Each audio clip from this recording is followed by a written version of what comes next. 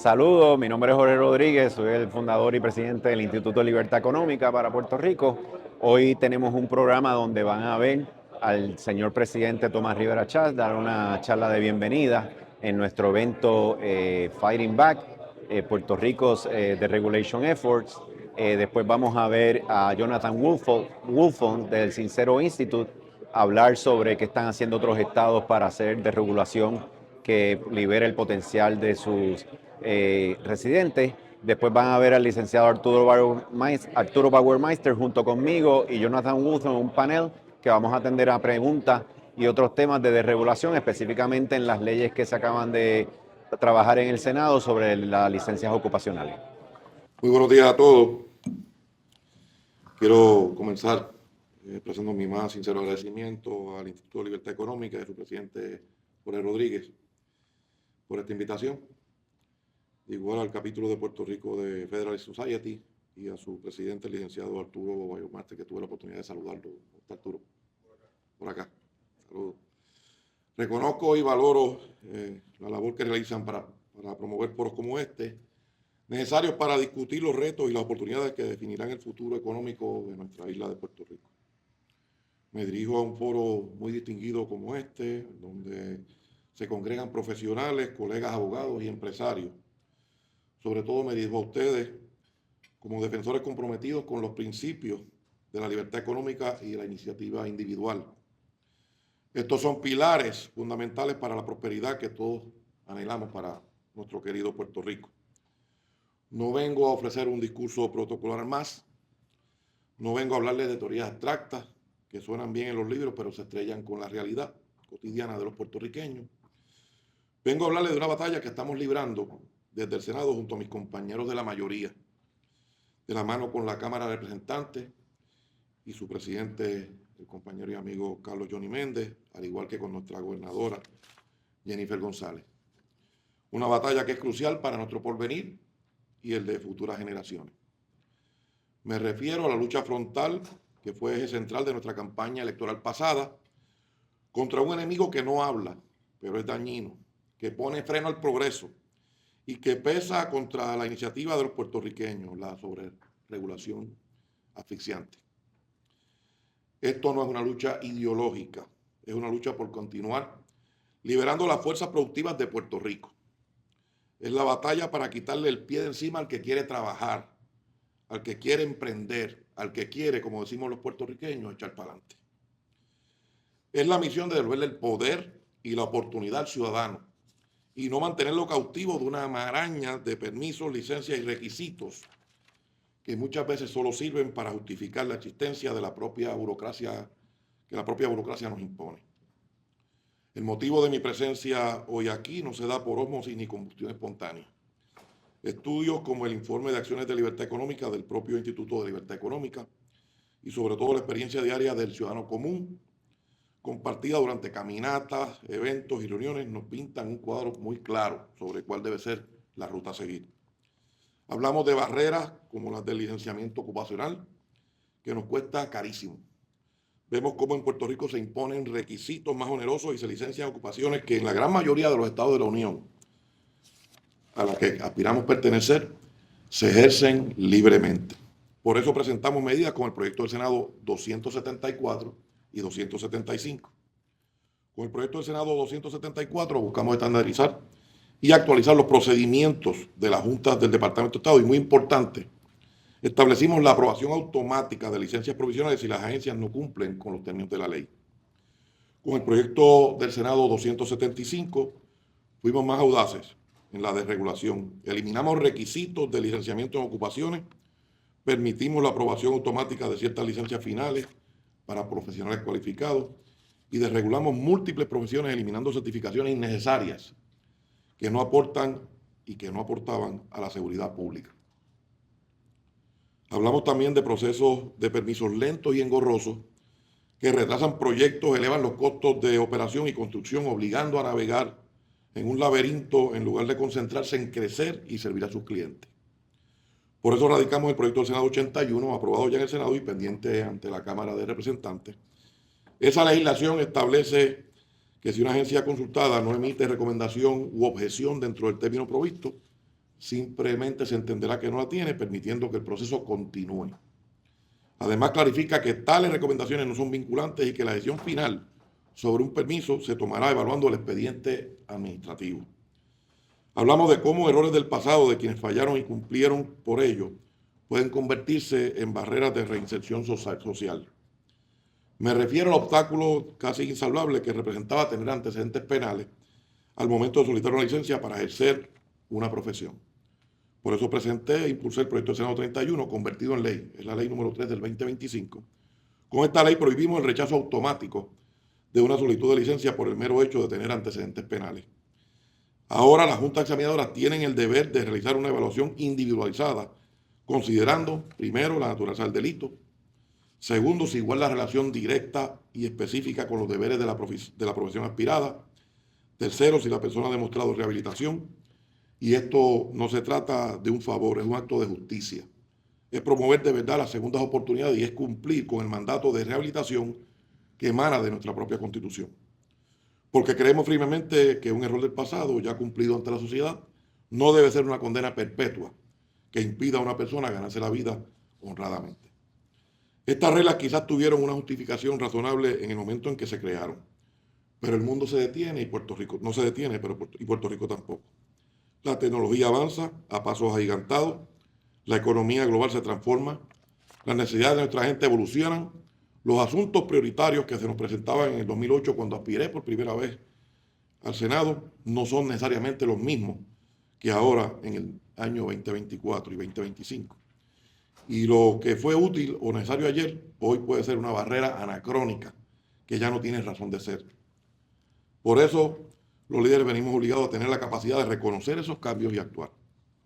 Nuestra lucha por la eficiencia va más allá de licencias, también implica estructuras gubernamentales. Por eso presentamos el proyecto del Senado 273. Esa medida busca reorganizar funciones que recaen en el legendario y notorio Instituto de Cultura Puertorriqueña, transfiriendo responsabilidades al Departamento de Desarrollo Económico, la evaluación de los permisos a la OCPE. ¿Y por qué hacemos esto? Para eliminar la duplicidad, para integrar nuestra rica cultura de la manera más efectiva al desarrollo económico y para asegurar una gestión más ágil y coordinada y, por supuesto, menos burocrática. Un gobierno responsable, verdaderamente al servicio de su pueblo en el siglo XXI, no puede operar con las reglas y la mentalidad del siglo pasado. Y eso es precisamente lo que estamos cambiando. La ruta hacia un Puerto Rico verdaderamente próspero pasa ineludiblemente por liberar a nuestra economía de una industria boutique de burocracia. Sé que ustedes, reunidos aquí hoy, defensores de la libertad económica, comprenden la profundidad de este reto. Ustedes son aliados indispensables en esta misión. Esta lucha no se gana únicamente desde los pasillos del Capitolio. Necesitamos de los líderes de pensamiento aquí reunidos, de los profesionales que enfrentan la realidad regulatoria cada día, de los empresarios que arriesgan el capital y crean empleo.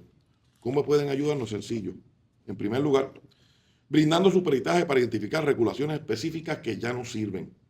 Esos procesos que solo entraban el progreso y las leyes que nos anclaban en el pasado. Trayendo sus propuestas concretas y bien fundamentadas para seguir modernizando nuestro marco legal y regulatorio, ideas que surjan de la experiencia del mundo real y del análisis riguroso. Necesitamos también su voz en el debate público. Una voz clara y fuerte que no solo eduque y que explique con datos por qué se debe reformar, sino también que salga al paso y combata activamente la desinformación, esa que promueven los enemigos del capitalismo, incluyendo la prensa tradicional, que ustedes saben la afinidad que tengo con ellos, que se dedica a distorsionar la verdad y a atacar a cualquier esfuerzo por romper con el inmovilismo. Su rol no es solo de espectadores o comentaristas, es ser protagonistas en este proceso. Y en esa colaboración les pido, quiero ser absolutamente claro sobre cómo operamos. Tengamos certeza que en ocasiones vamos a diferir. Ustedes tendrán sus propuestas, sus ideas, sus críticas constructivas y siempre, y no tengo dudas, con la mejor intención de aportar al desarrollo económico de Puerto Rico. Nosotros las recibiremos, las evaluaremos con igual buena intención, pero también con el peso de la responsabilidad pública y la visión de la totalidad que nos corresponde. Inevitablemente no siempre coincidiremos en el qué o en el cómo, Pero mi compromiso con ustedes y con todos los sectores que buscan genuinamente aportar es la colaboración basada en la franqueza. Aquí no estamos para perder el tiempo con ambigüedades ni falsas promesas. Cuando la respuesta a una propuesta sea sí, un sí claro, y moveremos cielo y tierra para que se ejecute. Cuando la respuesta sea no, será un no igualmente claro y fundamentado. Algunos creen que la política es el arte de evadir. Yo creo en la eficiencia de la verdad. No mentir, no adornar la realidad, no crear falsas expectativas. Eso, además de ser lo correcto, nos ahorra tiempo, enfoque y recursos a todos. Esa honestidad operacional también es eficiencia y es esencial para construir la confianza que necesitamos para mover a Puerto Rico hacia adelante. En esa misma línea les afirmo que estas leyes y reformas que he detallado hoy son avances concretos en la dirección correcta. Hemos comenzado a desmontar estructuras anquilosadas y a sembrar la semilla de una transformación real en la forma en que el gobierno interactúa con el ciudadano y el sector productivo de Puerto Rico. Pero que nadie se equivoque, no hemos llegado al final del camino. Esta agenda de reforma, este compromiso con mejorar lo que tenemos, es como los procesos de la manufactura que todos conocen. Por algún lado tienen que comenzar, no es una estampa estática, es una producción en pleno desarrollo. Requiere vigilancia constante, evaluación y la determinación de actuar donde sea necesario. Y en esa tarea, un principio fundamental que resume nuestra visión, como bien nos recordó el presidente Reagan, el mejor programa social es un empleo. Esa es la meta final de todos los esfuerzos legislativos. Crear las condiciones para que la iniciativa privada y el trabajo digno florezcan.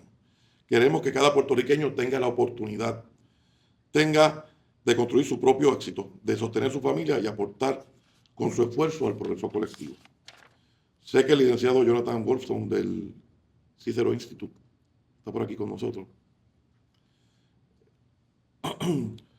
Abundará en breve sobre las experiencias de otras jurisdicciones y las consideraciones para profundizar y ampliar esta reforma. Su visión complementará lo que hemos discutido. Agradezco nuevamente al Instituto de Libertad Económica, a su presidente Jorge Rodríguez, y a la Federal Society por la plataforma y por su compromiso con estas ideas. Seguimos adelante con determinación y sin miedo, construyendo el Puerto Rico que todos queremos.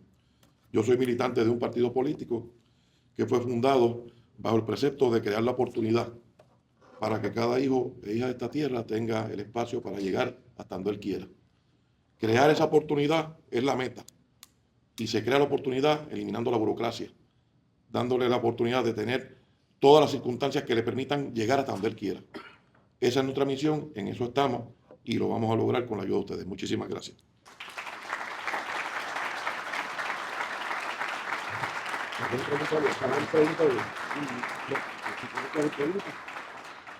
Si alguna persona tiene alguna pregunta, tengo que irme a la comisión total en breve, pero si algún invitado, tiene un sí. Anthony. Muchas gracias. Juan Sayas, parecería ser que en Puerto Rico teníamos una burocracia de ese estilo y ahora va cambiando a lo que usted acaba de decir hoy. ¿Será finalmente un cambio generacional? Porque los cambios económicos en Puerto Rico por inercia se han sucedido porque el mundo ha cambiado, o ¿tendrá el gobierno, los políticos, finalmente la interesa de mantenerse en la posición que usted acaba de posar? Bueno, mire, Saya, déjeme decirle algo. No parecería, todavía tenemos mucha burocracia. Todavía nos queda demasiada burocracia. Pero algunos sectores en Puerto Rico tienen como objetivo oponerse a todo. Son antipatronales, anticapitalistas, no ven cómo el desarrollo económico, el crecimiento económico no riñe con el ambiente ni con escenarios laborales adecuados, ¿verdad? Y ciertamente no todo el mundo tiene la voluntad política de empujar, ¿verdad? Y de promover legislación que ponga en perspectiva, y máxime cuando hay una prensa que todo lo critica, ¿verdad? Aquí hay una prensa que tiene una agenda social y económica que va por un camino diferente al que debe ir Puerto Rico, ¿verdad? Hay gente que cree que Puerto Rico es el centro del mundo. Y si no nos insertamos en una economía global y no comenzamos a movernos para ser atractivos, para que la gente piensa que en lugar de irse de Puerto Rico, como ha estado ocurriendo en los últimos años, regresen o se mantengan en Puerto Rico para vivir o para hacer negocios o para de alguna manera, ¿verdad?, aportar, pues entonces no lo vamos a lograr. Así que, sobre su pregunta, siempre habrá personas que no se atrevan. Yo me atrevo y no me ha ido mal hasta ahora. Así que nosotros vamos a seguir impulsando la legislación que está todavía pendiente. Otra que deberíamos estar impulsando, ¿verdad? Hay una que va a ser, digamos, para esos que se oponen al desarrollo económico, más agresiva. Y por eso es mi llamado a que participen en los foros públicos.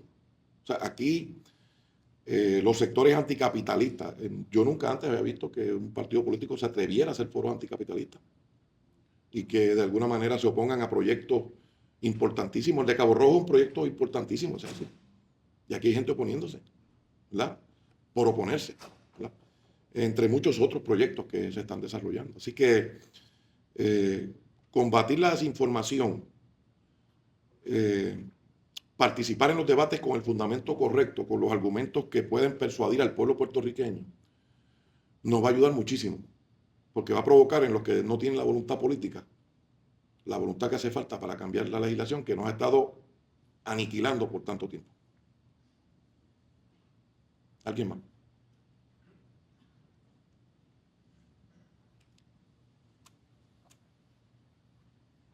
Sí, buenos días. Mi nombre es José L. Y tengo una pregunta. De mi perspectiva, yo creo que sería muy bueno que el gobierno elimina el impuesto sobre el inventario. Sí. Es, en mi opinión, súper anticapitalista. Y quería saber si hay algún proyecto de ley, algún movimiento para hacer eso. Sí, precisamente la gobernadora de Puerto Rico radicó un proyecto que inicialmente va a congelar el impuesto al inventario a una fecha determinada por un periodo de 5 años. Pero eso es algo de lo que decía el amigo Sayas, ¿verdad? Eso es ponerle un parcho y entonces ver qué ocurre. Ese proyecto se está discutiendo en la Asamblea Legislativa, la Cámara lo atendió, lo vamos a atender nosotros ahora.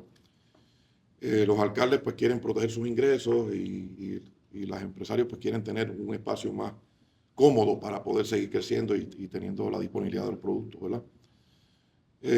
Yo he escuchado múltiples alternativas y yo quisiera incluirlo en el proyecto que está considerándose ahora mismo. Más allá de congelarlo, incluir una alternativa definitiva. Hay gente que plantea que se debe pagar ese impuesto para que los municipios no tengan la alegada pérdida al momento de la venta solamente, no cada año.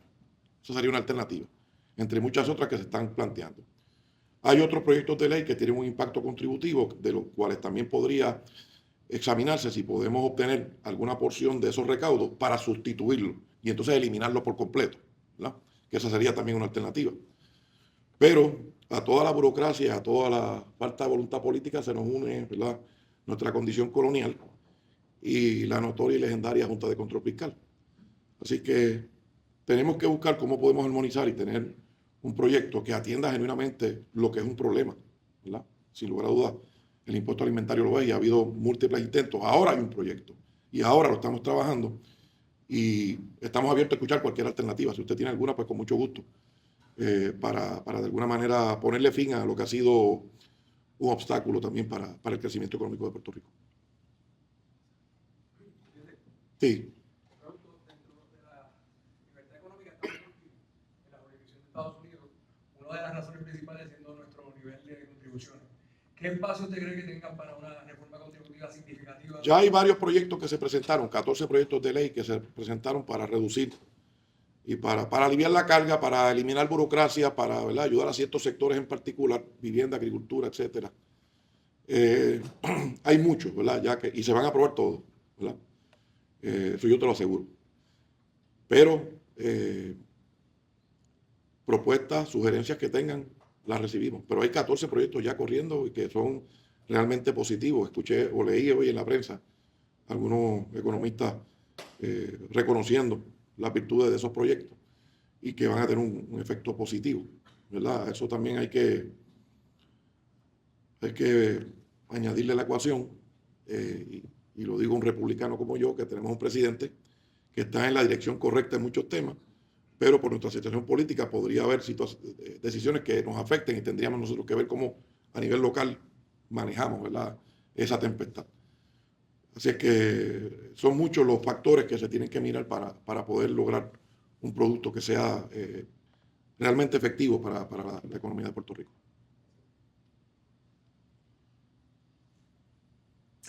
Bueno, muchísimas gracias a todos. Cuenten.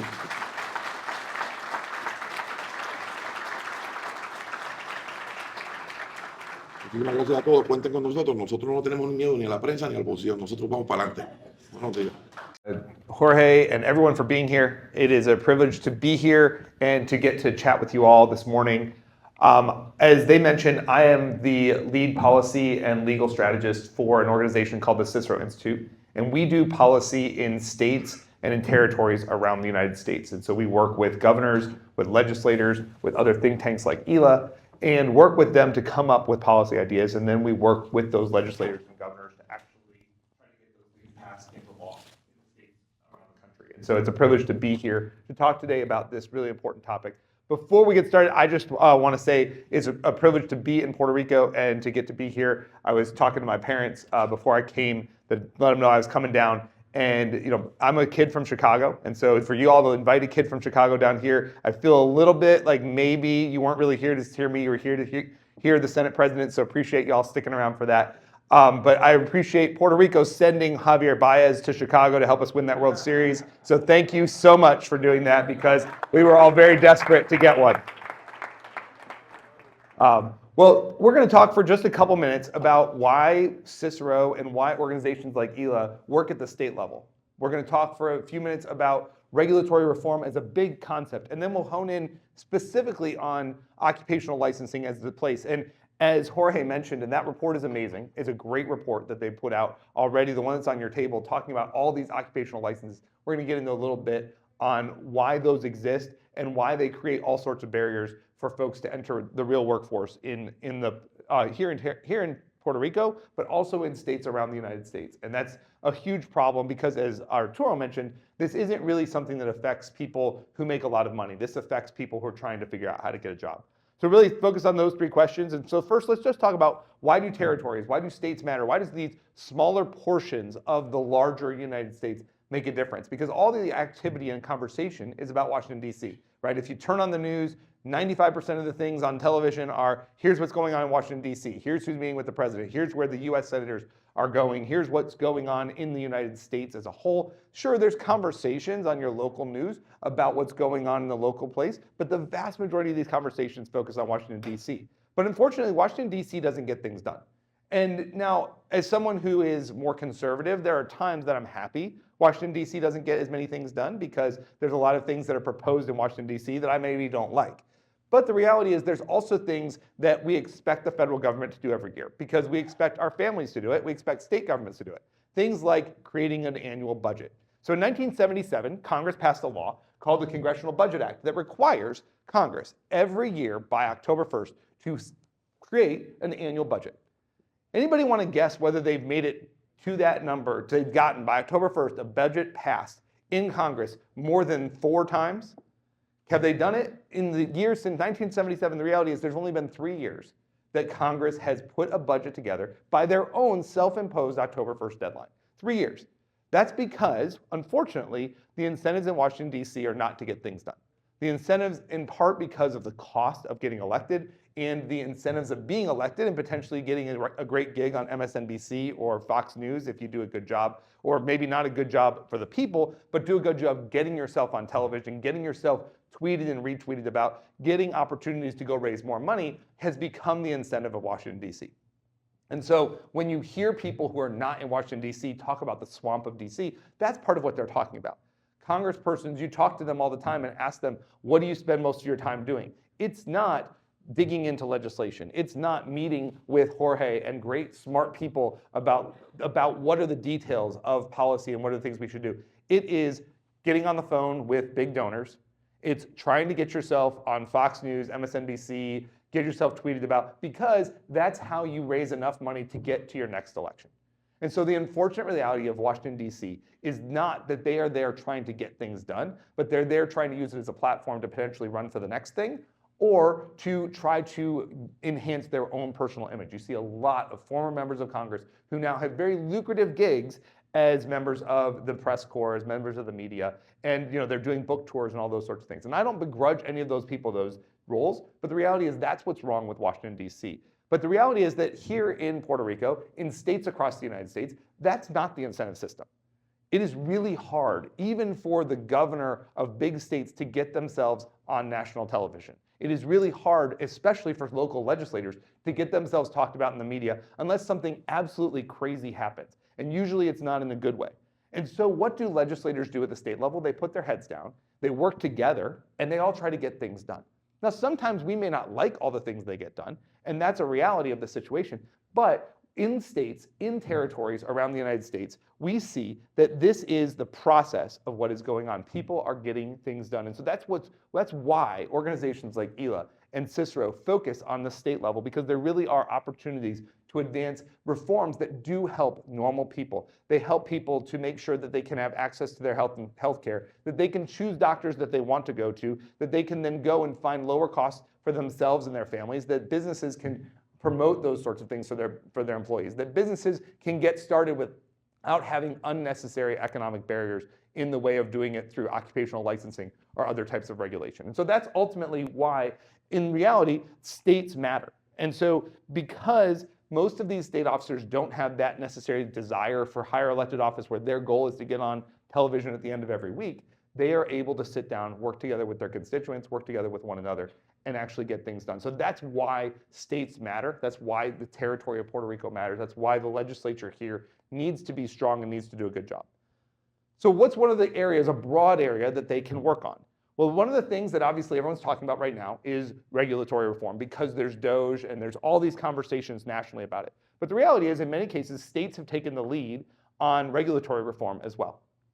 Many states around the United States have for years been talking about regulation, and they've been looking at regulation, but almost all of the conversations focus on the extent of regulation at the federal level. And I'm not here to tell you that that's not a conversation worth having, because in fact, federal regulations are estimated to cost the US economy about $2 trillion per year in administrative costs, in burdens of businesses that don't get started, of opportunities that don't happen. About $2 trillion per year are not flowing through our economies around the United States because of federal regulation.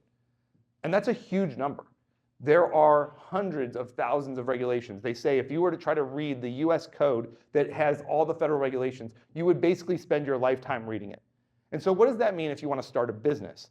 Well, it means that you're going to have to hire a lawyer who can understand that code, who can walk through that code and tell you, here are the things that you need to know, here's what the rules are. And then here's the real twist. Not only are they going to tell you, here's the things you need to know, they're going to say, here's the laws that are on the books, but we know they don't actually enforce them. And so it doesn't matter if you break those, even though you'll be legally out of compliance, because that agency never actually enforces that. Well, that makes it impossible for a startup business. It's not hard for an Amazon to deal with that, right? Amazon can deal with that, Walmart can deal with that. Every big corporation, in fact, is perfectly fine with a lot of regulation, because it just means that if you and I want to start a business, we're not going to be able to do it, right? Because it's going to be so much harder, because we're going to have to spend all this money on the front end. And so that's why regulation is a big topic of conversation at the federal level. But the reality is these regulations don't only affect the federal level, and they're not just federal regulations. In fact, states and territories have massive regulatory regimes on top of these federal regulatory burdens. So we're already costing $2 trillion nationwide for regulations, and now you add on top about 416 million pages of regulations across the country that businesses have to do if they want to operate in Puerto Rico and in Florida, if they want to operate in Puerto Rico and in Tennessee, if they want to operate in multiple places, they're having to navigate multiple different regulatory burdens. And so the average state or territory has about 135,000 regulatory burdens or restrictions on them. Some states are really bad, right? We have the ones that everybody kind of knows. California is really bad. But did you know that Texas and Ohio are two of the most regulated states in the United States? No, people don't talk about that. And the governors of those states don't want to talk about that. But those states have enormous numbers of regulations. They each have over 200,000 regulatory burdens on the citizens of their state. And so this isn't a red state or a blue state problem. What has happened is, over time, legislatures, even the state legislatures that want to work hard and do a good job, they get somewhat lazy. Because great people like Jorge walk into their office and they say, hey, we've got this really good policy idea.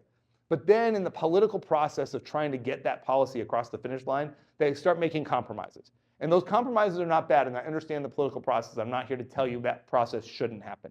But as they're making those compromises, sometimes the easiest compromise is to say, well, this specific definition of what is an occupational license, or what is a fair price, or what is a safe practice, has lost us 3 or 4 votes. If we just pull that definition out of the statute, throw it to the side, and then we just leave that for the regulators to fill in the blanks, we can pass this statute. And so we, the legislatures, can walk around and tell our constituents, hey, you were really worried about dangerous toys getting into the hands of small children at daycare centers. And so rather than us passing a law that actually talked about what kinds of dangerous toys we were going to limit at those daycare centers, we simply passed a law that said daycare centers can't have dangerous toys. And Jonathan Wolfson is not here to tell you that daycare centers should have dangerous toys. I'm not here to say that. But the problem is, once they say they shouldn't have dangerous toys and that's all they say, now how do the daycare centers know what is and is not a dangerous toy? Now, sure, they probably shouldn't have like nail guns in the daycare. Get it. I don't want my 4-year-old having that either. But what about Legos? Are Legos dangerous? For the 1-year-olds, yes. But what about for the 4.5-year-olds? What about for the kids at a daycare center after school who are 9, 10, 11 years old? Legos aren't choking hazards for them. Well, but what if the person writing the regulations at the agency, whether that's a federal or state agency, doesn't have kids? And they just say, the definition of something that's choking hazard should apply to all kids. And so now 15-year-olds can't have Legos because, yes, those are in fact, yes, if all of us were to put Legos in our mouth right now, somebody's probably going to choke on it. But we all know not to put the Legos in our mouth, so we don't need that to be a law. But that's what happens. And so ultimately, the reason we have all these regulations on the books is because the statutes aren't clear.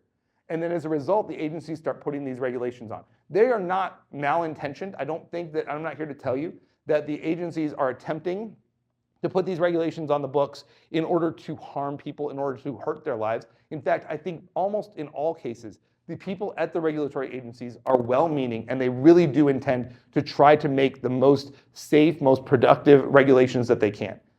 That said, they often are not the people who are experts in what they're talking about, right? So you have this smart 25-year-old who works at the agency to decide what these daycare regulations ought to be and says Legos seem dangerous. And unfortunately, that person doesn't have small kids themselves. They don't understand that Legos aren't actually dangerous for the 9-year-olds. And so next thing you know, now all daycare centers across Puerto Rico have thrown all the Legos away because if they get an inspection and there's Legos in there, they're going to get written up for having choking hazards, which are dangerous toys. And the legislature said they can't have dangerous toys in daycare centers.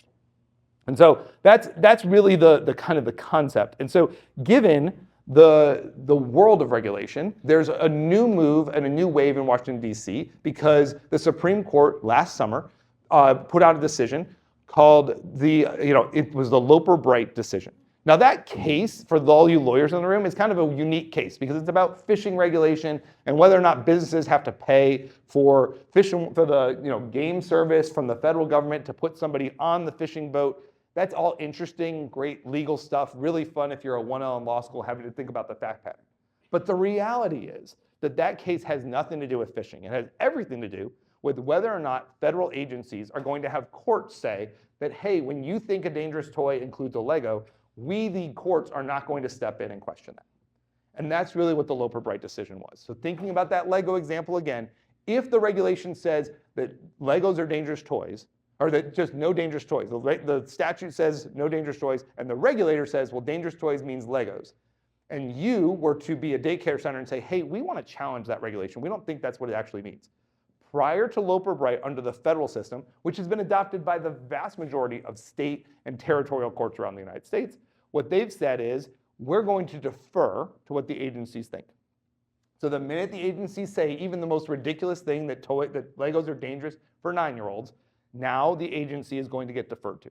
And the US Supreme Court last June said that's not going to be the rule anymore. Now the rule is the agency has to justify what they say. So they have to show their work just like everybody else does. So now if you want to say Legos are dangerous toys, then you need to explain why Legos are dangerous for all kids at the daycare center instead of having it be much more narrowly tailored.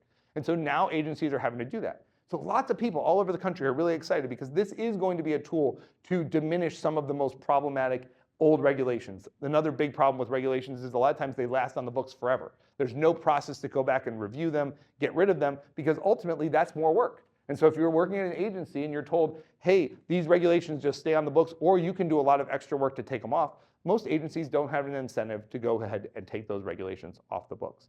But so this whole wave of Loper Bright creating a new standard, courts are going to scrutinize what the agencies do, is wonderful, and everybody gets all excited, including across the states. I mean, we were at the State Policy Network meeting in August, and we're there, and people are all talking about how great this is. What people don't realize is that the Supreme Court didn't say that states have to follow this. The Supreme Court simply said the federal governments have to follow it. And so this creates a unique opportunity for the legislature of Puerto Rico, for legislatures around the United States, to reevaluate what are the best types of regulatory structure they want to have in place. Do you want to give the agencies carte blanche to do what they want to do, or do you want to force them to be scrutinized? Do you want your agencies to have to do a thorough cost-benefit analysis of every regulation before you put it on the books? Do you want your regulations to expire and sunset over time so that agencies have to decide over a 5, 10, 15-year period to look back and decide whether or not those regulations continue to make sense? Because maybe they made a lot of sense at the time they were put on the books, but they don't make a lot of sense now. So for example, here's a really fun regulation in Texas. They have a regulation that requires any horse racing facility to have one fax machine, and yes, I said fax machine, dedicated to communicating with the state veterinarian. Now, I'm sure that when that regulation went on the books in the 1970s, it probably was actually like this new technological innovation. We're really glad we're going to have this. Now they don't have to have, somebody ride a horse down to wherever the, state veterinarian happened to be. And that was a great idea. But now in 2025, I'm pretty sure there's other ways you can communicate with the state veterinarian from that horse racing facility. They also make county boards tape record, and I mean tape record, their meetings. Now, I'm sure lots of county boards in Texas are out of compliance with that regulation because they probably realized that the goal of the statute and regulation was actually just to keep these things recorded for the public. But if some enterprising lawyer decided they wanted to go and challenge that a county board failed to tape record the regulation, then they would actually win that lawsuit. So this is the problem. These regulations sit on the books for so long. And so agencies need the opportunity to review those regulations. States need to take the opportunity of Loper Bright and say, yes, what the feds are doing makes a lot of sense. And now it's time for us in Puerto Rico, for states around the country to take action. And what's one of those great areas for people to take action? I think occupational licensing is one of the great areas, and I'm not going to go into every single detail on occupational licensing. Jorge is going to talk about the specific bills here in Puerto Rico, which are really good bills. I will just say that. I'm not here to advocate for them in any particular way, but they're good bills. But what is the concept of occupational licensing reform? The idea of occupational licensing is supposed to be, hey, you're doing this thing that you could harm people, whether that is physically or monetarily, and we want to protect those people from that potential harm. And I'm here for that, right? I'm okay with saying that I want my doctor to have gone to medical school and to understand how to treat me. I am perfectly fine with the concept that I want the welders who are building our bridges to know how to weld. These things make sense, right? In theory. The challenge becomes when states across the country start pretending like the welders in Puerto Rico couldn't move to Florida and remember how to weld anymore. Or that a pilot suddenly loses her skills of being a pilot when she leaves Florida airspace and gets into Georgia. That doesn't make any sense at all. Doctors don't lose their skills because they change states. Plumbers don't lose their skills because they change states. And I get that there's some unique features of having more salt in your water or having softer or harder water. But the reality is that learning to fit a pipe works everywhere in the world. Learning most of these skills are not skills that you need to reapply every time you move to a new location. And in fact, as we all know, we all have friends and relatives who move from one state or one territory to another. There's lots of folks who are from Puerto Rico who live where I grew up in Chicago. And if they ever want to come back to Puerto Rico, the fact that they're a plumber in Chicago doesn't mean they can come to Puerto Rico and become a plumber. No, Puerto Rico is going to say, well, we got to evaluate whether or not those pipes running down Lakeshore Drive are the same as the ones here in San Juan. And if they're just a little different, then we might need you to go back and do a bunch of training. We might need you to go back and do some years of apprenticeship. Well, that all sounds fine in theory until you think about what if you've got a 45-year-old who's got a wife and kids and wants to move back because his mother is sick and he wants to start making, and he needs to make money, not 2 years from now after he gets some more training. He needs to make money now. He's not going to do it. He's going to say, I'll stay in Chicago and keep doing it, and then we'll fly back and forth to Puerto Rico, or we'll fly back and forth to Texas, or wherever he needs to be. And I think that's the real problem with many of the occupational licenses, is that we've pretended like these state borders, which are really important, and I'm a huge advocate for federalism, but we've pretended like these state borders actually matter for skills, that the only reason these occupational licenses actually exist is for people to have, good training and protect the public. So there's really kind of different types of occupational licensing reforms that are happening across the United States. The first are scope of practice reforms. And these are reforms where we're trying to decide whether or not people are allowed to do particular things, right? So if you are a pharmacist, are you allowed to write a prescription for a patient in certain circumstances? Generally, across the United States, the answer is no. But some states are saying, actually, we're going to open up that scope of practice. We're going to allow pharmacists to provide tests for things like ear infections and UTIs and things of that nature, where we know what the person has. And I, as a non-doctor, know when my 9-year-old gets an ear infection. I can already tell you. I'm not a doctor. Don't try to play one on television. But I know she's got an ear infection. But what do I have to do? I have to drive to get an appointment at the pediatrician, go to the pediatrician, wait in the waiting room. We get in there, they look in her ear and they're like, yep, ear infection, exactly what I knew before. And what do? They call the pharmacy and they say, hey, amoxicillin. We drive to the pharmacy, half an hour later, we pick up amoxicillin. That's the sort of thing that seems pretty simple to say, hey, maybe I could just drive to the pharmacy on the front end and the pharmacist can look in her ear and look and go, yep, ear infection, here's your amoxicillin. So some of the occupational licensing reforms are these scope of practice reforms, where it's decisions of what you can and can't do with a particular license. For example, you've got people who are professional engineers who might or might not be able to do certain types of engineering, right? They're limited to certain types of engineering. Or you have nurses who are only allowed to do certain things for their patients. So that's kind of scope of practice reforms. Second is these universal recognition reforms. And universal recognition reforms really look at, if somebody has a license in one place, we're going to recognize it in our place. So Utah and Arizona kind of have the two models for this. Arizona's looks at licenses across the United States and tries to evaluate equivalency. Now that's its own complicated process, but the concept is if you are licensed in another state and you come to Utah and you can get licensed in a pretty rapid process. Other states, like Utah's, looks at whether or not you've been licensed not just in another state in the United States, but internationally. And then there's also some things called compacts, which is this kind of reciprocal licensure. So reciprocal licensure is basically, if you'll recognize my license, I'll recognize yours. So in the law, lots of us lawyers are licensed. I'm licensed in Texas, Louisiana, and Virginia. There are some states that have reciprocal agreements with one another, where if you're licensed in one, you can get licensed in the other. Texas and Louisiana have this. If you're licensed in Louisiana, Texas will not make you sit for the Texas bar. They will just let you immediately, like the day after you become a Louisiana lawyer, you can get licensed in Texas. Now, there's some Louisiana lawyers who think that it's actually kind of a scheme because the Texas lawyers just think they're better lawyers than the lawyers from Louisiana. So they're basically like, sure, send us your money and you're never going to actually practice here. Now, that's its own conversation that we can have at the next Federalist Society meeting. But those sorts of reciprocal agreements of if you recognize our licenses, we'll recognize yours, are another method that some states have chosen to follow. Another thing is they use evaluation licensing. And this is basically, if you are licensed in another state and you can come and prove to us licensing board that you have the skills, training, and experience, then we'll grant you a license. Now there's obviously problems with that, especially if the licensing board is not interested in letting people get licensed in their state, but that's another method of occupational licensing reform.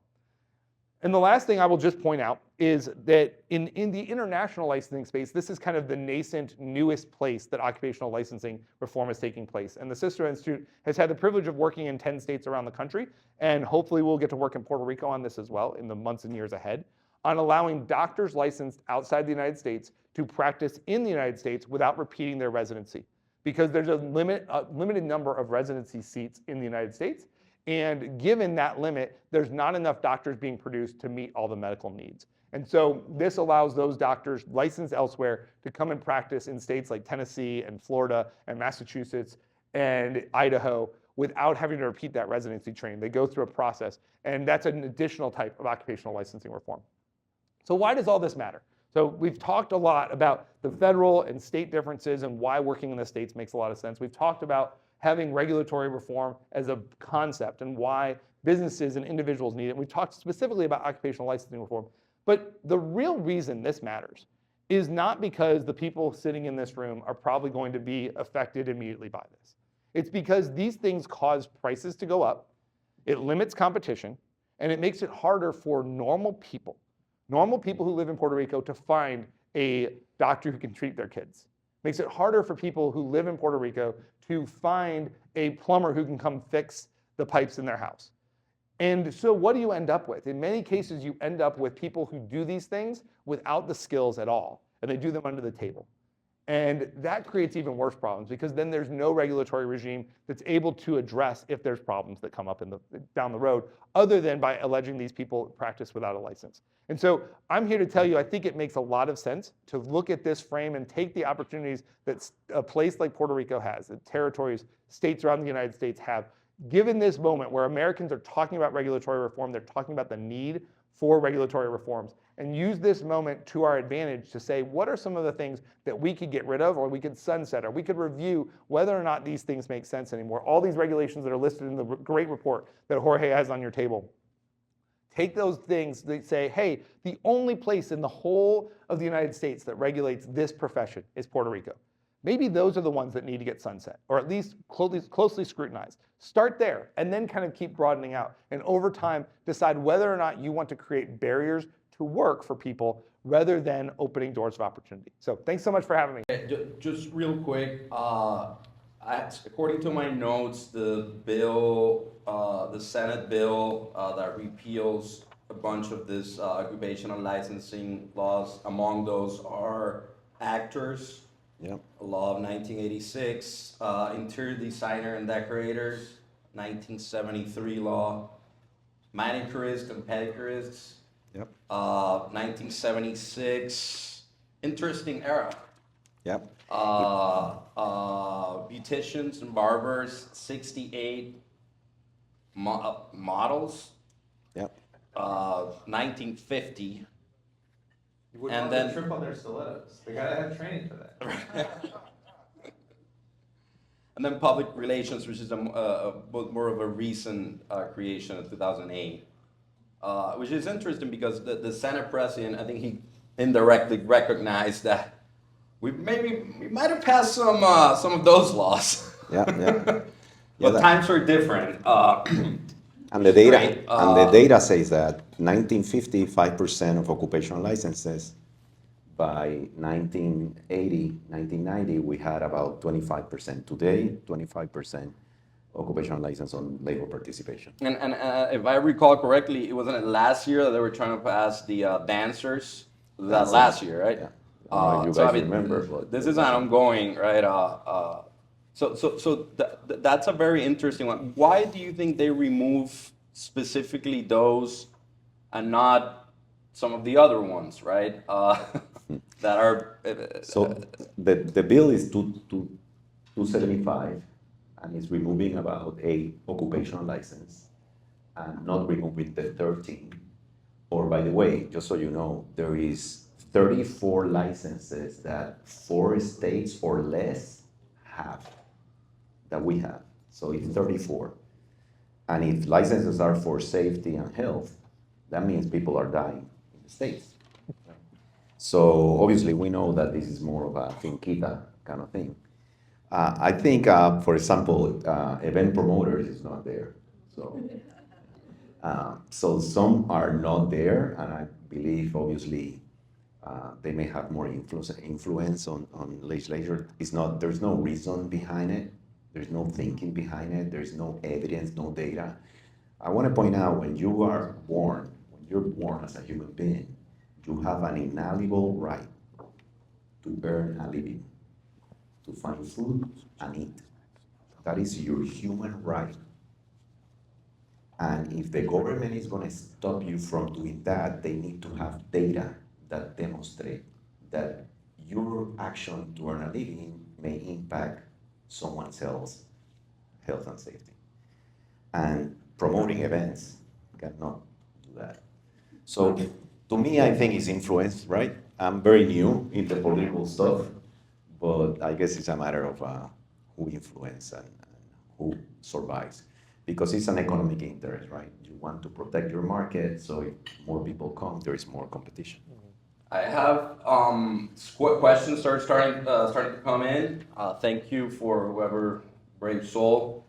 I will integrate that question in a second. I do want to, for the lawyers in the room and for us to comply with the CLE requirements, I do want to ask some specific legal questions. And this one's about due process.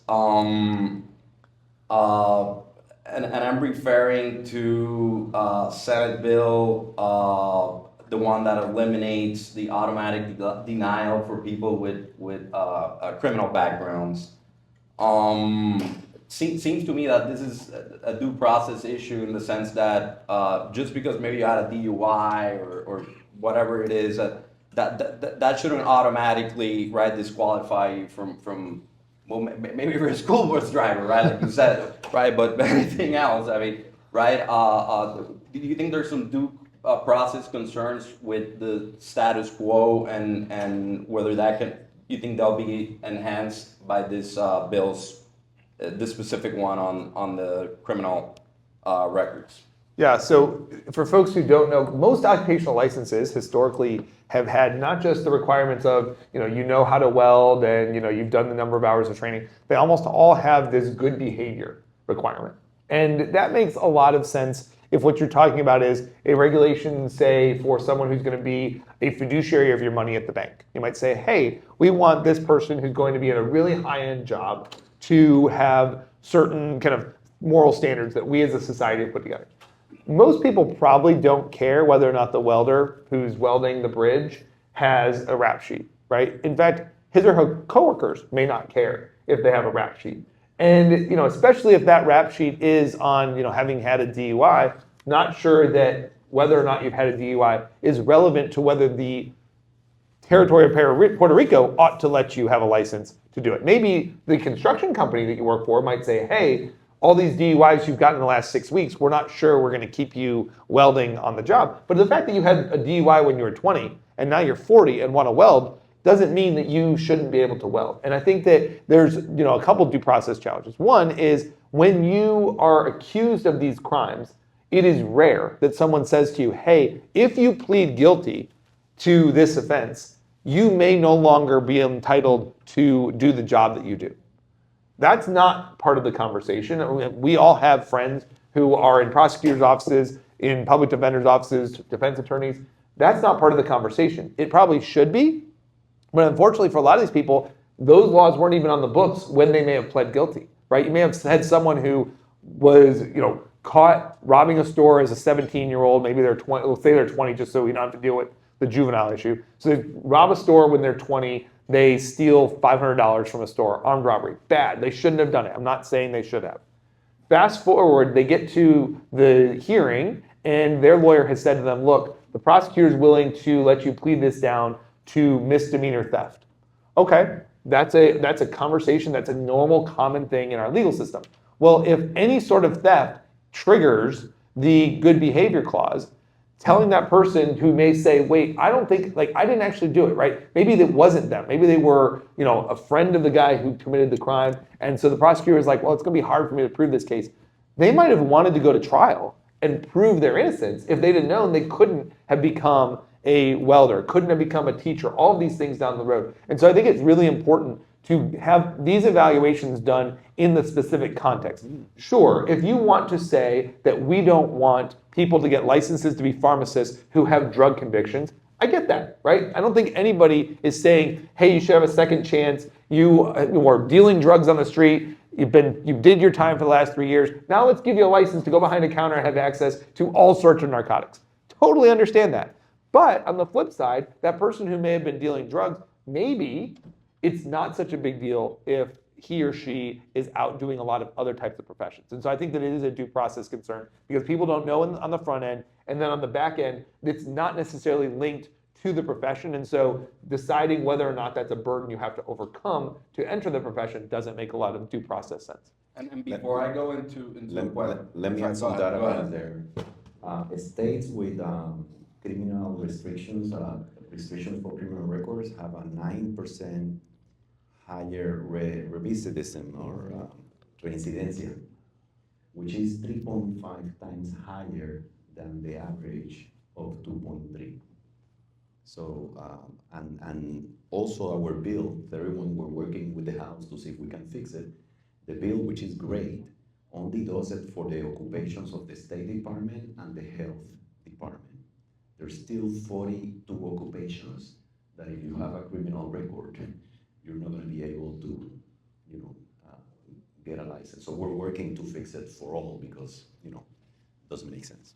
All right, we're starting to get more questions, so I think this one's for Jorge probably, but Jonathan, feel free to chip in. What is the difference between regulation and bureaucracy, and which of the two has impacted Puerto Rico the most economically?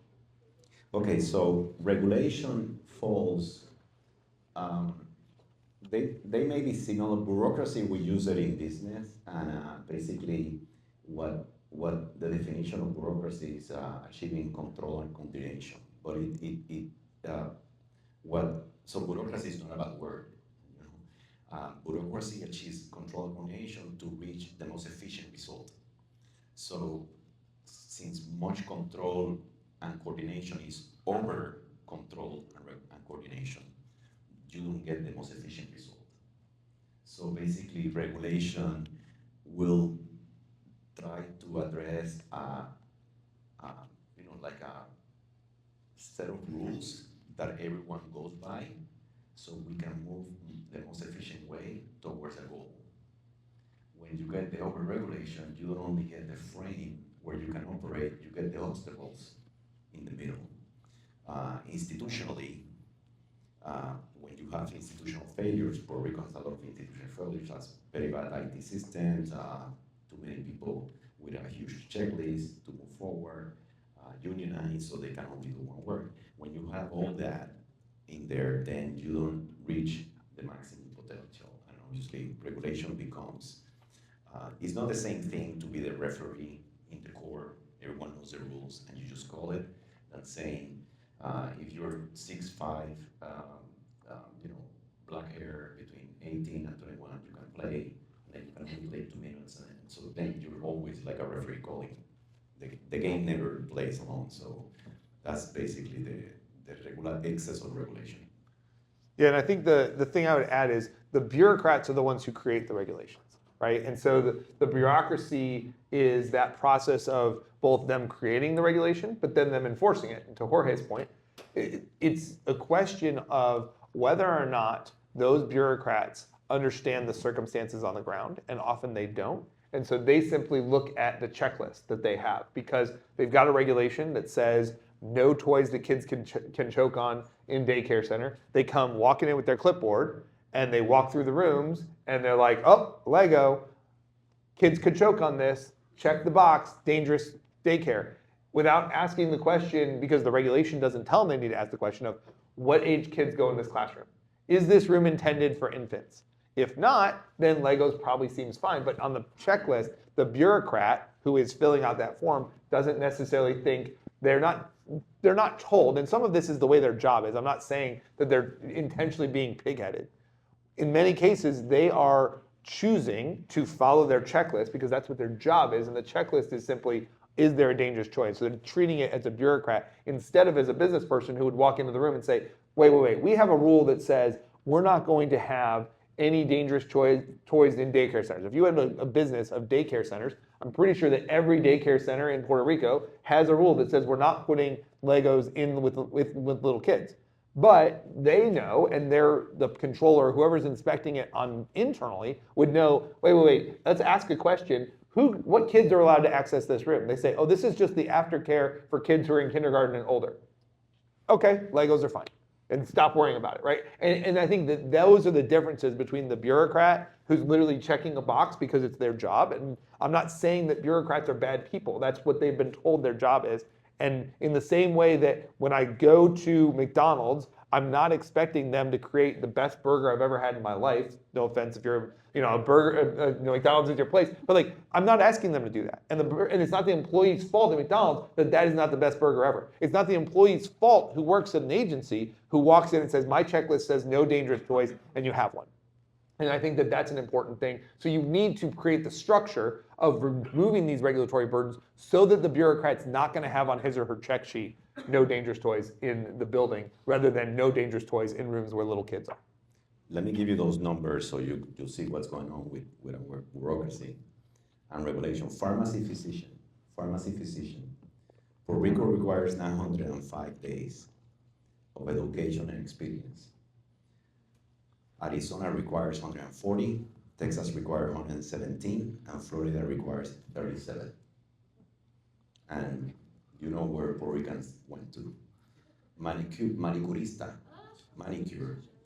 Puerto Rico requires 233 days of education and experience. Texas requires 140, South Carolina requires 70, and North Carolina requires 70, Florida requires 42. Emergency medical technician, that's the most important occupational license, is EMT. It's the guy that is saving the life right there of someone. Emergency medical technician in Puerto Rico is 93 days. In Texas is 35, South Carolina 35, Arizona is 30, and Florida is 26. But here's the catch. In Puerto Rico, interior design is 588 days. Barber is 273 days. Cosmetology is 233 days. And emergency medical technician is 93 days. How the occupation that saves life has the highest amount of days of all of the US, but has the lowest of other three occupations that no one else has. It makes no sense. It makes no sense. What about the tour guides? Remember? Puerto Rico has the tour guide. I have so much stories. This is a very true story. It's very sad, and this is why I'm doing this personally, because this is impacting people that want to echar pa'lante. There's a guy in Luquillo that has a Ford truck. He found tourists walking through some trails, maybe on a website or something. So he saved some money and he bought a used Ford truck with seat in the back and in the front. He's doing tours of that. He published himself and he's charging like $25 and he's doing tours of the truck. And he got asked to stop because he's not a tourist guy. He's not even competing with someone. So now go and get Plan A and go and get a nutritional assistance or do something else, but you cannot just write people. And for lawyers, there's two circuit cases on that front. Believe it or not, under the First Amendment, freedom of speech, it was declared unconstitutional. A very similar regulation in DC and with the Fourth Circuit, maybe in Virginia, pretty much like ours in the tour guide. If the law it's one sentence in the law talks about the tour guides. The regulation, our regulation in tourism, which is not that it's 2017, about 90 pages. From one sentence in the law to 90 pages. And of course, requirements, revalida, barks, I mean, it's insane. And the thing I'll add, in Puerto Rico and most states around the United States, in order to find these regulations, normal people can't do it. It's not like even if the guy creating the company had said, I'm going to try to figure out what the rules are, he wouldn't be able to go to the Puerto Rico Tourism Office website and it's like starting a tour company. Click this thing and it's like, here's your list. And it might be 90 pages long, but at least he would find it. No, he would need to know that the Department of State has a website on it, because I was on it last night trying to just search for a couple things because I always like doing this because I'm weird. Let's be honest. But like I was trying to find, you have to know not only what agency you're talking about, you need to know whether or not the agency has like specific sections of code that you're trying to look for. Well, I'm a lawyer in 3 different states, and I had a hard time finding it. I cannot imagine what it would be like to be the guy who says, hey, look, there's an opportunity to help tourists to navigate these places in the four-track, he's not going to know how to do that. And so it's just an extra layer. You take one sentence, turn it into 90 pages, and then you hide it behind 7 locked doors, and then surprise, surprise, you show up at the guy's doorstep and say, hey, you aren't following the law, we're going to prosecute you. This isn't fair to anybody, and it's not done to protect people. It's done because people are trying to build a hedge around the business that they have so the next guy can't do it. So we're starting to get a lot of questions. I appreciate it. The audience is enjoying this. I'm going to do my best to group them. We do have actually logged one of these questions about the IRA. I think I might know but I would like to get to that. But before that, let's go to Loper Bright and Chevron. Question is, and I'll have Jonathan, this will be for Jonathan.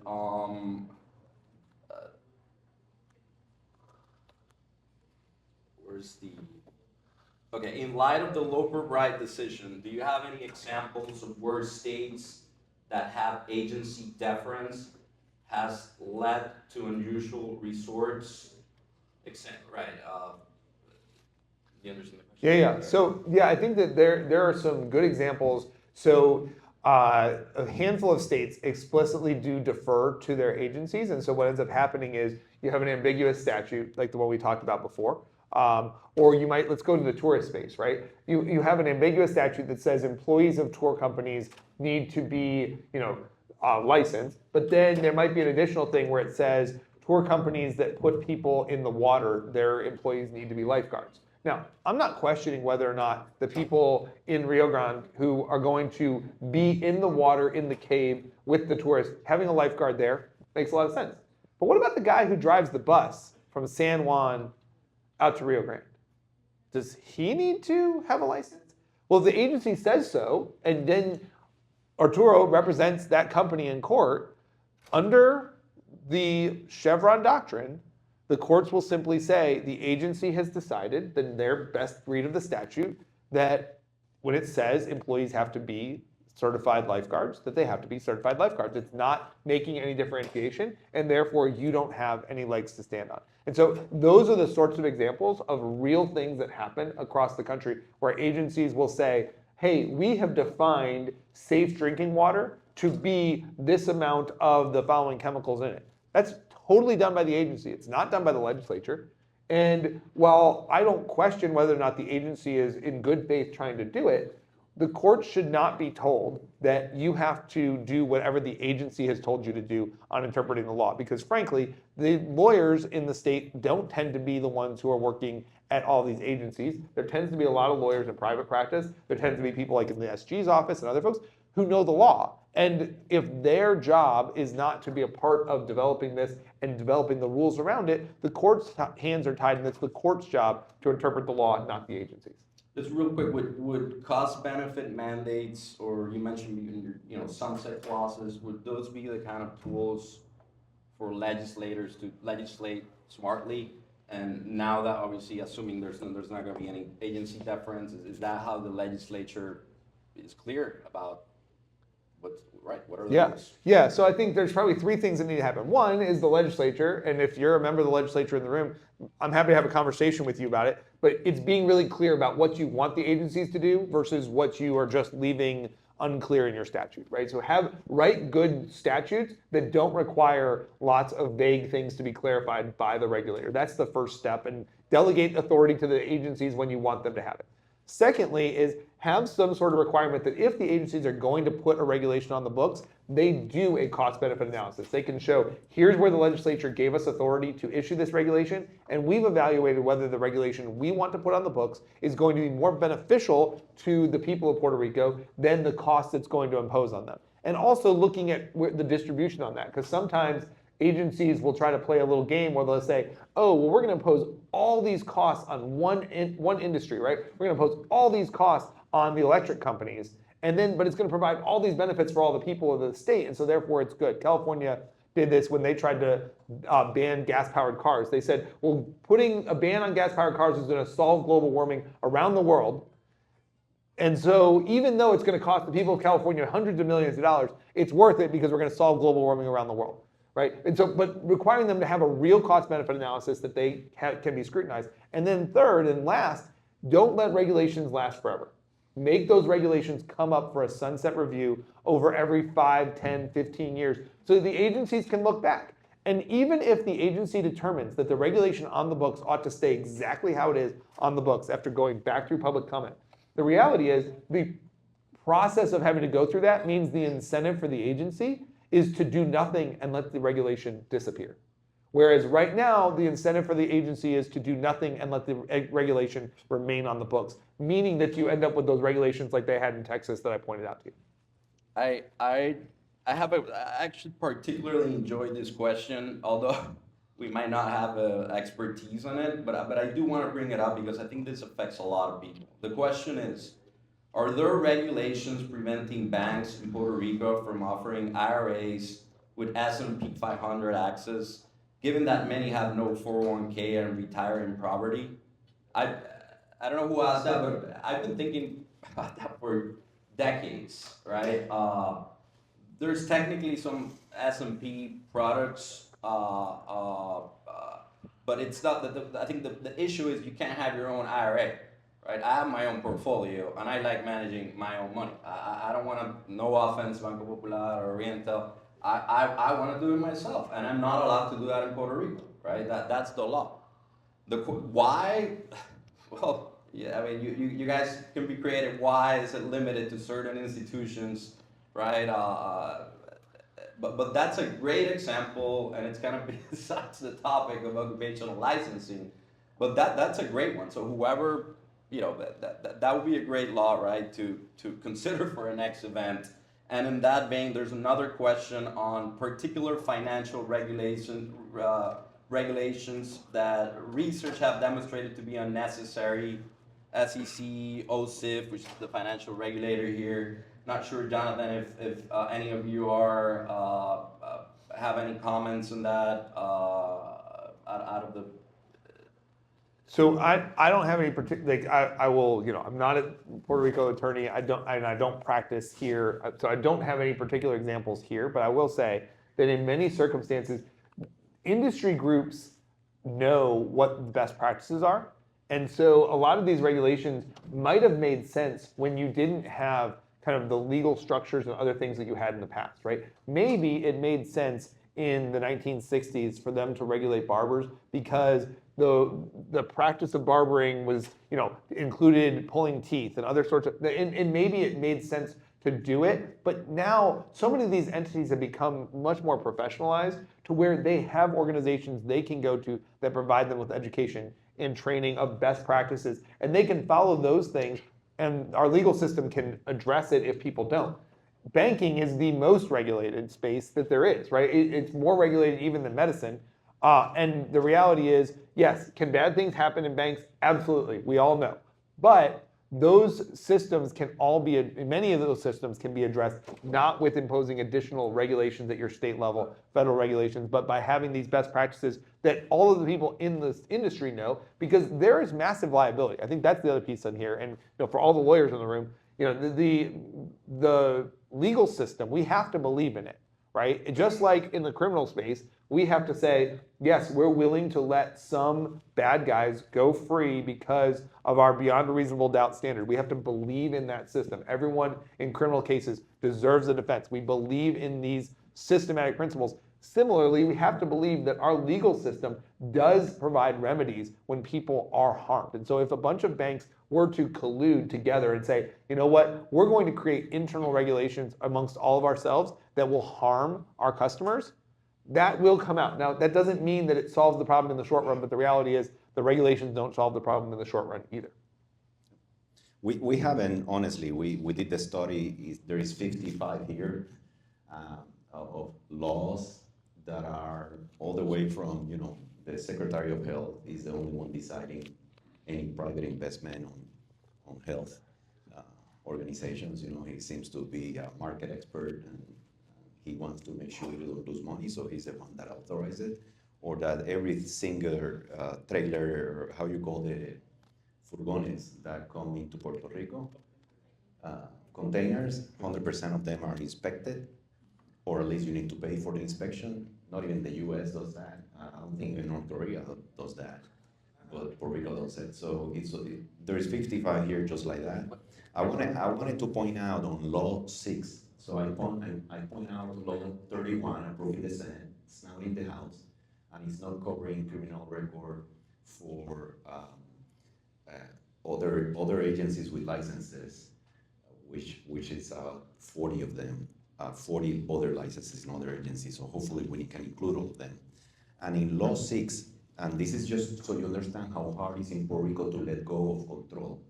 Law 6 is a universal license recognition. 26 states already approved universal license recognition because it promotes mobility within the US. And it's dramatically impacting people because you move people and their partner may be licensed and then they cannot move. There's significant data on how people move and they don't practice occupation because they need to go through all the requirements. 26 states now free move, right? And the clause is a scope of requirement. So you need to make sure it's the same practice that they're gonna do. They passed the bill here in the Senate. All the states, all the 26 states have 1 year requirement of having worked in the previous state, in the original state. If you work for 1 year and you have the same scope of requirement, when you move to that new state, you can work. The bill here says you need to have worked 3 years. So basically, we'll be the 27th jurisdiction and it'll be the only one different. It's 3 years of working on that place. No other state has that. And then, I don't like a scope of requirements. You need to have the similar requirements to the ones we have in Puerto Rico. If we have a huge burden already, and this is the example. This lady, I'm not gonna mention her name, she's a nutritionist. She got a master's degree in nutrition from University of Bridgeport. Here is her diploma. Master of Science in Nutrition from University of Bridgeport in Connecticut. She moves to Puerto Rico. She's a licensed nutritionist in Florida. She moves to Puerto Rico. She applies for license. And she's told by the government of Puerto Rico, right here, you don't qualify. You cannot be a nutritionist in Puerto Rico. You need to meet the requirements. So they reached out to me and said, we're gonna fix that. Bill 6 said, you're not fixing it. Because in Puerto Rico, if you need to meet the same requirements, in Florida and the states, no other state requires you to have a bachelor's degree in nutrition.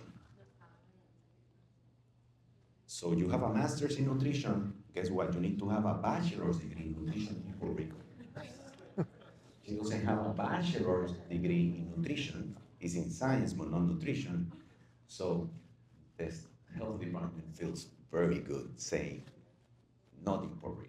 And I think that's one of the challenges we see with the universal licensing bills. It's the concept is great, and I think Jorge and I would be here fully supporting the concept. But that tweak, and that's, lawyers, we know language matters, Yeah. right? And so these equivalency requirements are often just as problematic. In fact, in some ways, it's worse to have a universal licensing law pass in your state that then says you have to have the same requirements, because then when Jorge walks into the legislature and says, we need to pass a bill to allow people who are practicing in Florida as nutritionists to move here, they'll say, we already have that.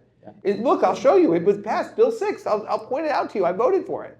And then you have to walk them through, and I will tell you, if you've never worked with legislators, walking them through like detailed one-by-one line of legislation and explaining to them how you really have to make all these additional tweaks is a much more complicated fight than having kind of the broader conversation. And so in some ways it can be even worse to have that sort of system in place. And we have a case study on the report of a doctor. I mean, we have a need for these resources. She came here 2 years, she left. All right. 3 years, she couldn't get the license. Jorge, we have some questions from some students. I love to, young people hear their voices. What examples exist of youth-led deregulation shaping policy? And how can Puerto Rican youth turn deregulation into a cultural movement besides a legal reform? And together with that question, just to be efficient, This question is for Jorge, but I'll let you first answer the first one, Jonathan. Does ILE have any plans to bring colleges, campuses, and universities, especially those funded by the state where socialist ideas have grown? And I would add, it's not just the state funded, trust me. Uh, so, Jonathan, you want to tackle the first one, and then Jorge? Yeah, so I think that there are, I don't know that I could point to one where it's like the youth led particularly, but I do think that the concept of regulatory reform needing to look at what's on the books, and lots of young people are trying to start businesses. Being entrepreneurial is something that the younger generation has really, really embraced. And so I think that there are lots of young entrepreneurs who are realizing that regulations are standing in the way of their kind of vision of the future. And so there are a lot of young legislators, a lot of young business leaders, other folks who are stepping forward and saying, hey, it does make sense for us to do regulatory reform. I think that probably the best example maybe of a more youth-led movement would be some of the states that have eliminated or at least tamped down on the criminal good behavior requirements. I think that has in some states been led by younger folks who are looking at it and saying it does not make sense from a justice perspective to force people to be unable to work for the rest of their career simply because they have a criminal past. Again, pay your debt to society, but to Jorge's point earlier, we know that people who have jobs are much less likely to recidivate. We all know that that's true. So saying we're going to throw this extra barrier to work in place so that people who have a criminal past can't work is more likely to result in people going back and recidivating. Yeah. So this is the way I see it personally. You guys know I'm an engineer and I was a businessman for 35 years. And I come from immigrant parents, 5 kids. You can put us between the middle, Coca-Cola and Sara Lee for birthday. That's when you had cake. Right? So typical middle class of Puerto Rico 1980s. The entrepreneurship, so I was able to grow professionally, achieve my goals, and achieve significant wealth for myself, my loved ones, and even for the society. And the only way that was done was through entrepreneurship. Through being able to start a business in an apartment where I didn't have a patente. I didn't have anything. Today, PASIF will not have been started. Today, PASIF cannot be started. Okay? Harvard Business School case study will not have started today. Guaranteed. I started in an apartment, in a bedroom apartment. And you cannot have an office in a condominium. So basically, the entrepreneurship ecosystem has 6 pillars. Puerto Rico has a lot of progress now with Colmena, Para 18, so you have collaborators, access to capital, academies now with academic degrees on entrepreneurship. So we have 5 pillars, which are the 5 pillars that work with individual, doing way better than 10 years ago. There is a 6th pillar of the entrepreneurship ecosystem. The 6th pillar is public policy. Is the court where the entrepreneurs want to play. No one was touching that. To me, the way to address this and the reason I'm doing it, why did I leave my company and went back? Because I want more people that come from where I came and do what I was able to do. It's that simple. And right now, it's really hard. Or are you thinking of going to colleges and universities? Yeah. Well, basically the students know that they call me and I'm always in the colleges talking. But the way I think you can approach these students is entrepreneurship is now accepted. Remember, it used to be a bad word. I went to school in University of Puerto Rico in 1997 and the word entrepreneurship was not even mentioned. Business school, masters, never heard entrepreneurship. So now it's accepted, now there is degrees. I think the way to go about this is I want to have initiative. I want to create value, create an entrepreneurial life, create jobs. I want my talent, my creativity, my innovation to express itself in our homeland, and the barriers are too much. So the way I think students should go is through the fact that they want whatever they study and they're prepared for, they want to express it, they want to create value, and government is intervening with that through public policy. So hopefully that answers the question, but to me that's what I'm doing and that's what I want ILE to happen. I really don't care about the big there's even Pacific. I have a brother that has smoothies. You know why Lanais is in Plaza Las Americas? He does smoothies. And he called me all the time with these laws. They're killing me. And I have a business, and I said, they're not killing me. I pay everyone way above minimum salary. I have lawyers, I have everything. But the small businesses, the young people, to move forward, it's going to be really hard. And I think the way to talk about these issues with government and with the hearts and minds we want to capture of the people is through the fact that this is not allowing you to grow and provide for your loved ones, your family, and your community.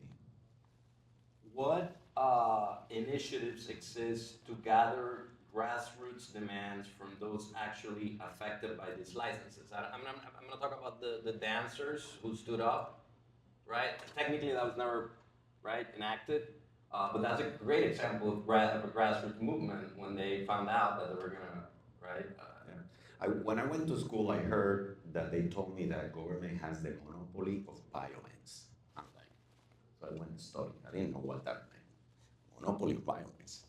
The first time I heard someone say in Puerto Rico, this is a very violent law, was a dancer in the speech. And I said, wow, he's talking about classical liberalism and he doesn't know it. He gave a whole speech and he could be Hayek about the dancing law. I think the dancing to me was a very, they literally reached out to us like exactly when the bill came out in the news. I didn't know dancers were following economic liberty. And they all reached out, said, we have a problem. They want to regulate dancing and we need your help. So great movement, you know how obviously dancers are very charismatic or whatever, so they were in all the news.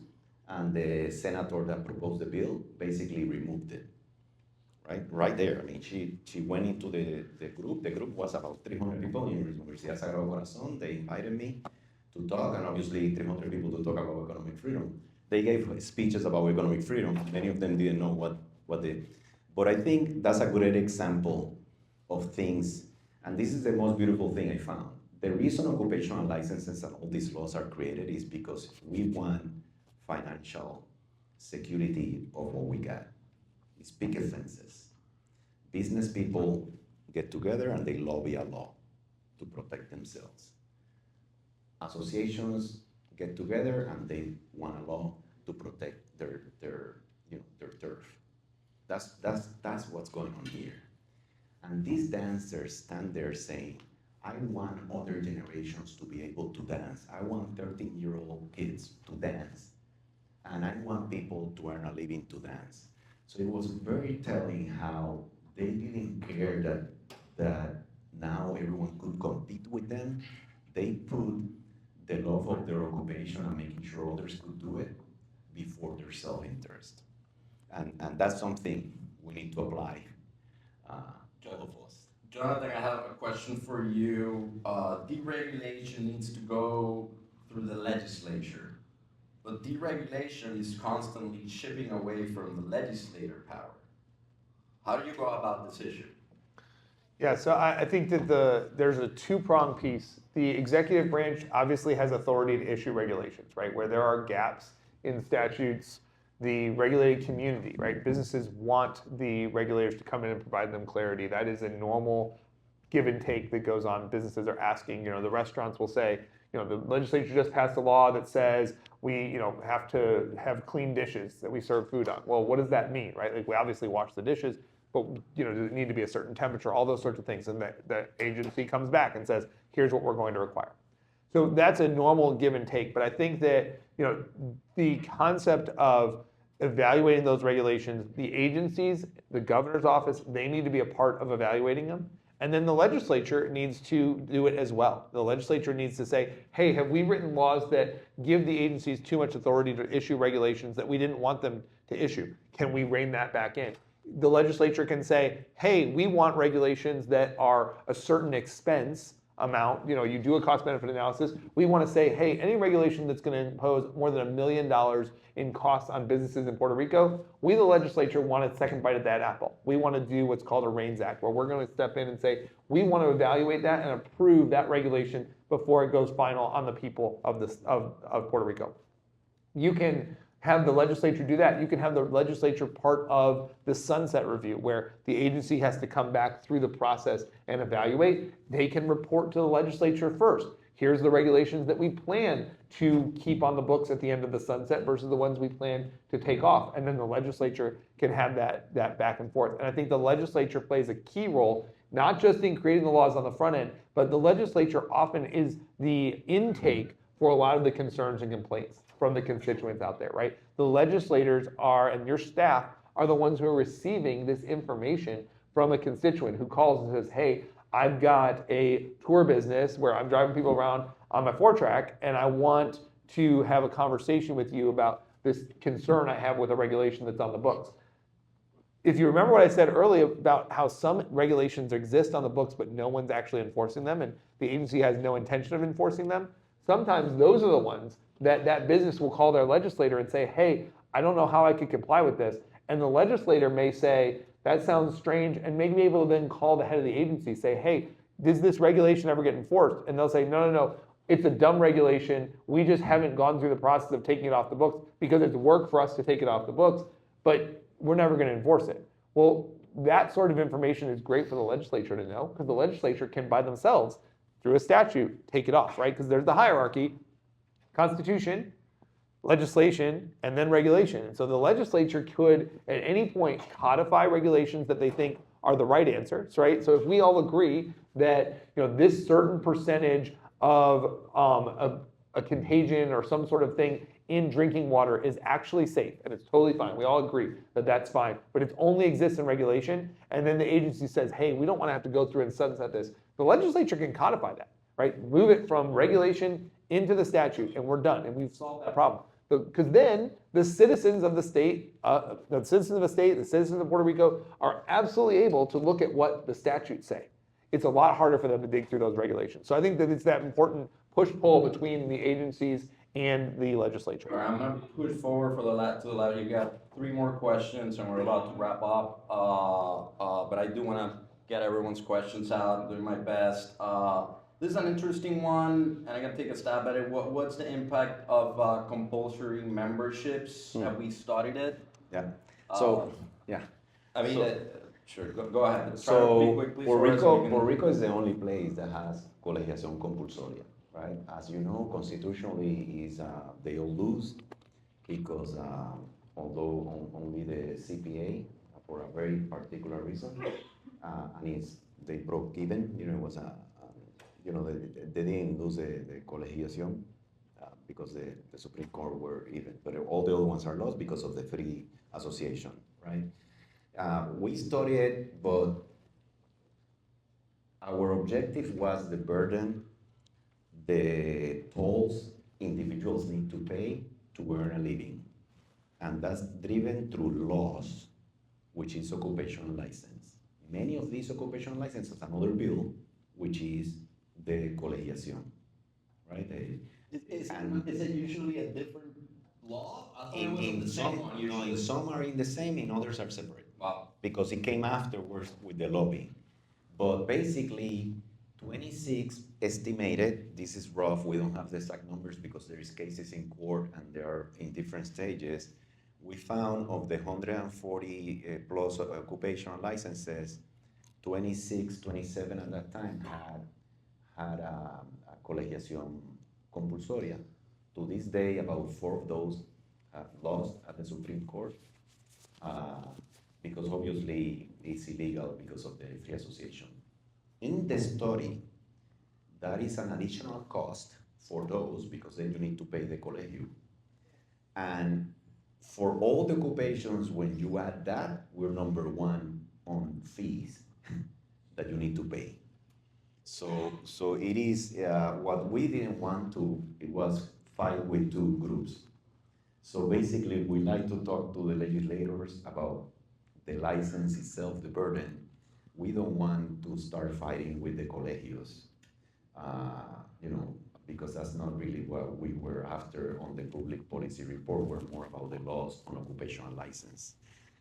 In the bill 275, they're removing both whenever applies. If they're removing like barbers, they remove barbers, and they're removing the mandatory colegio for barbers. So they're removing both, which is a great deal, especially if they could add some others. But Okay, this one's more of a general question. Is Puerto Rico ready for a cultural change because the numbers don't add up to politicians, or because Puerto Ricans are ready to get on and work? And on that sense, many support limits on economic liberty due to the poor understanding of capitalism. How can we teach its link to prosperity and less regulation? And finally, I want to see if we can tackle all these three together. Can Puerto Rico achieve and transform into what Idaho has achieved? oof. Okay, so me and Professor talk about this. Like, honestly, I think I may pass away, and there won't be that much progress, I think, but there'll be enough seeds for a new mindset, right? Personally, I believe the Spaniards and the Americans on top of us have created a very paternalistic, very protective environment. We're very bad on entrepreneurship numbers for a reason, right? Because the land of the free is where you cannot do that. So I think it's going to take very long because of the way our society is established and how it thinks and how it's governed. But I do believe there is a path forward, which is this one. So the good news on what I just said is strategically on our business plans, we said we need the governor candidates in 2018, in 2028. We want one governor candidate to set economic freedom, libertad económica. We had two in 2024 in their campaign saying libertad económica, so check that off. We expected a bill by 2028, maybe the first bills. And guess what? Our very first policy report, and there is bills there. So we're outperforming our own expectations and mine. I think this is my quest, I like to think of this as my legacy. So this is something I think the society needs forever, and spread the knowledge. I wasn't anticipating big change. I don't think my generation is in the comfort zone. I'm not sure how much they're going to drive it, but the young people will probably do. Thank you. One last question. I know it's been, it's great. We could be here all day where everyone has to go. I like this one. On existing licensing boards, what measures could be legislated to improve transparency, response time, and the board's compliance? And by the way, one of these bills makes a 30-day, right, establishes a 30-day shot clock, where if the board doesn't act, it's understood that it's automatically approved. But if you, Jonathan, if you want to tackle that one, and Jorge with some last thoughts so we can wrap this up. Yeah. So yeah, I think that there are some things you can do. One thing that they've done in Virginia for their permitting process is they've created a dashboard that you can go on, and you know exactly where your permits are at any point in the process. Is it at federal EPA? Is it at the local board? Is it at your own, consulting contractor? Who's got the permit? Who's doing the next step in the process? And they've been able to expedite the process. Some states have put in place laws for permitting and other things where they have these shot clocks where they say if the agency can't make a decision by a certain date, then either you get automatic license or automatic permit, or other states have said simply that the agency doesn't get the fee that it charged, which effectively forces the agencies to do it. Like that, this dirty little secret is if you tell the agencies, hey, you charged a $500 fee to review this application, and then you don't get to keep that $500 if you don't get it done in the right amount of time, that is something that has been effective. I will say, and this is just to piggyback on what Jorge was talking about a second ago, I think that so much of regulatory reform in the United States, in the states specifically, has been driven by a strong executive who cares. In Virginia, there were some ideas about regulatory reform that have gone from Republicans and Democrats over the years.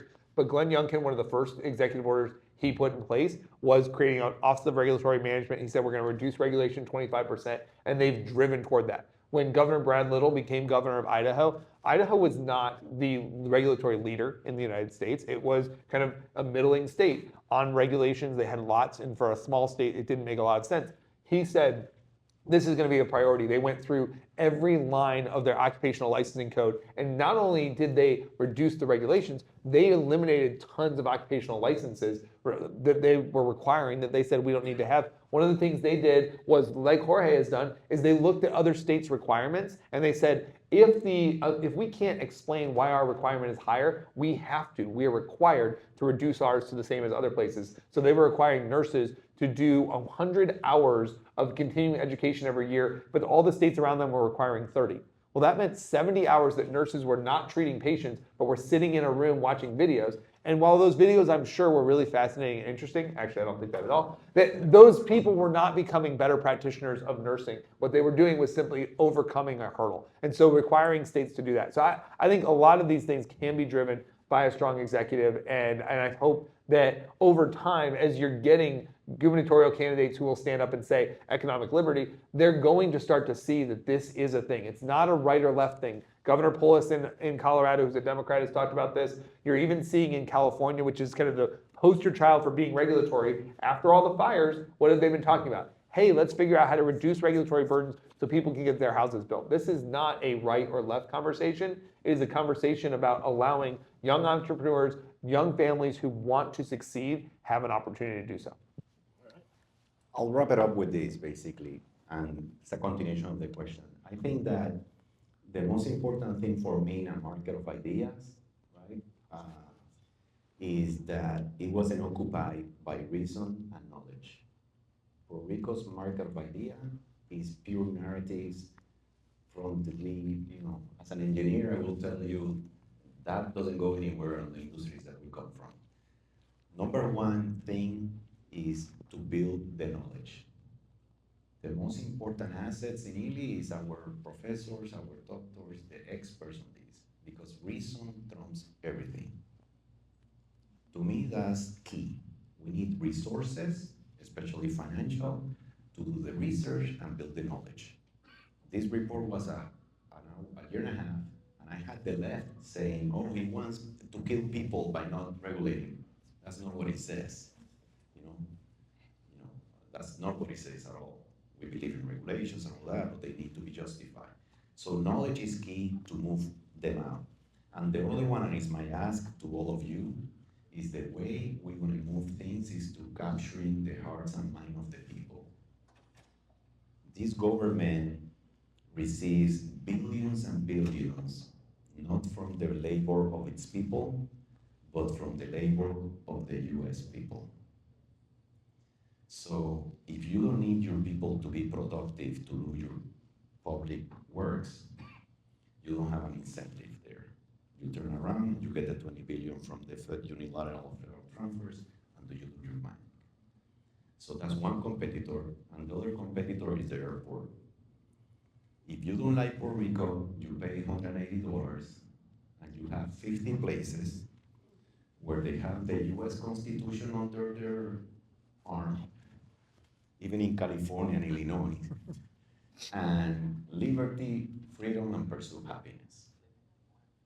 So that's the second competitor.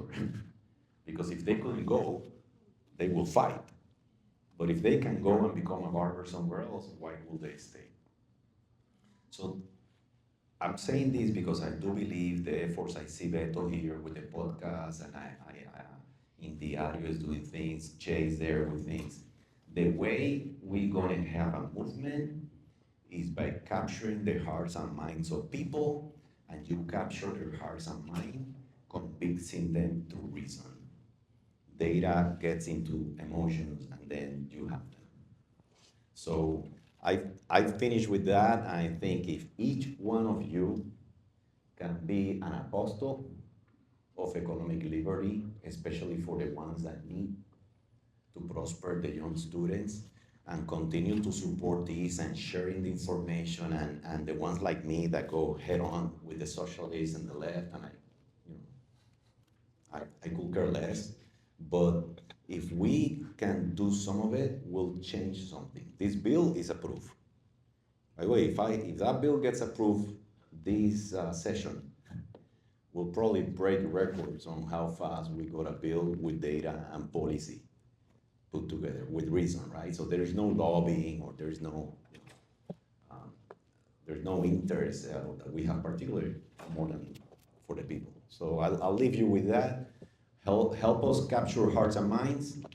Help us financially to continue building the knowledge that professors that we have here from academia use to teach students, and little by little we'll hopefully move the needle. Pues ya vieron cómo tuvimos una discusión profunda escuchando al señor presidente del Senado, Tomás Rivera Schatz, y también en el panel sobre desregulación en Puerto Rico, cómo esto puede liberar el potencial de los puertorriqueños para poder tener más crecimiento económico. No dejen de seguirnos en las redes sociales, ILE Puerto Rico, ya sea Facebook, Instagram, Twitter y LinkedIn, y pueden también poner comentarios aquí en nuestro canal de YouTube sobre qué les pareció este evento.